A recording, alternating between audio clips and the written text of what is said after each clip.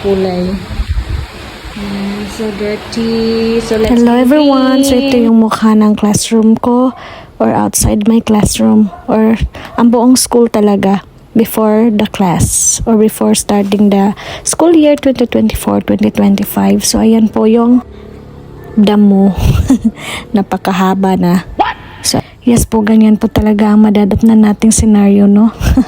Basta magbrigada tayo.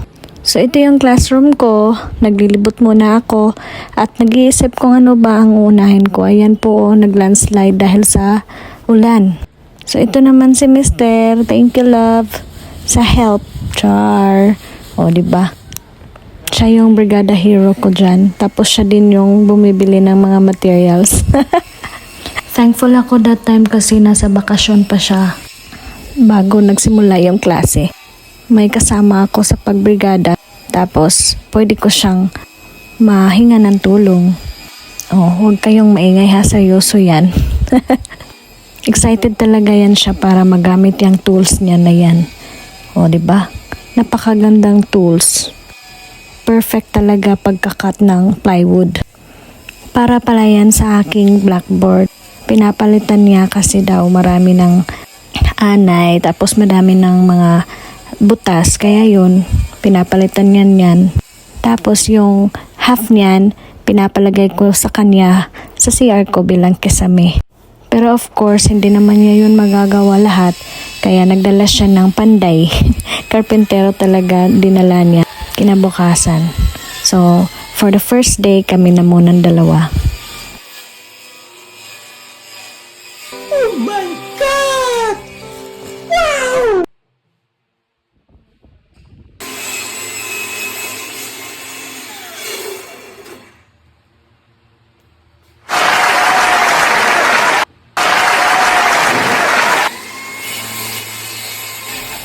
So ngayon, habang busy naman si Mr. sa kakakat ng blackboard ko, ay nagpipintura din ako sa aking bookshelves.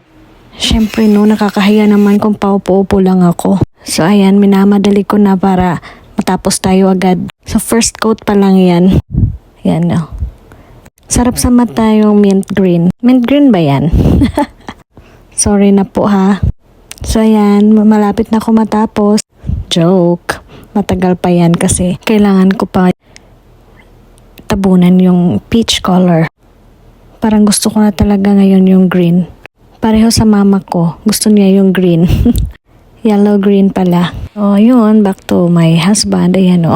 Kinuha lang talaga niya yung may mga butas-butas na part ng blackboard ko. Habang yung iba nilalagyan niya ng, iwan ko anong tawag niya doon, basta bumili siya, nag-order siya online. Yun yung pinanglagay niya sa mga butas na iba na pwede pang i-save. So at that time natataka siya. Bakit daw ang tigas? Kaya pala may kahoy sa ilalim niyan. Buti na lang yung kahoy dyan, walang anay. Super goods pa siya. So nagamit pa din namin paglagay niya ng plywood, yung bagong plywood. Dire, kahoy po na eh.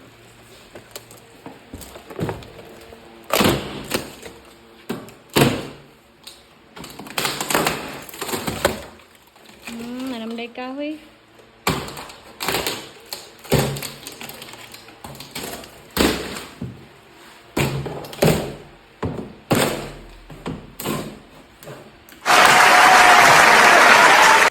Yay! Good job, love! Thank you so much! So, ayan, nawala na yung mga butas-butas na board.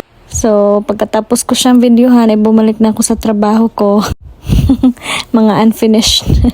Hindi pa pala tapos. Napabayaan ko na kasi gusto ko siyang kunan ng video. At tinawag niya din ako para tulungan siya. So, ayan, nalagay na yung plywood na pinalit sa mga butas-butas na plywood kanina.